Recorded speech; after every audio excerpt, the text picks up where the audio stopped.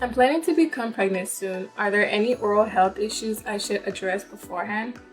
Absolutely. Get a dental checkup and a cleaning before pregnancy. We talk to our patients all the time. We call it as a mouth body connection.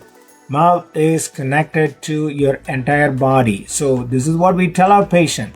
When you have infection in the mouth, particularly gum infection or any type of other severe infection is just not going to sit around. The bacteria are not going to sit around.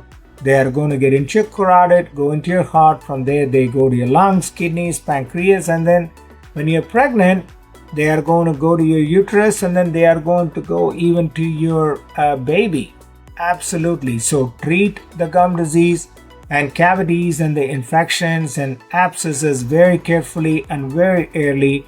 Pregnancy hormones because can worsen the gum problem, so you want to treat your gums even before you become pregnant. Gum disease definitely are linked to a lot of conditions like preterm birth and low birth weight. So keep brushing, flossing, and do a lot of cleaning in between the teeth. Use a fluoride toothpaste before you become pregnant or during you are pregnant and after you're pregnant to keep your gums healthy.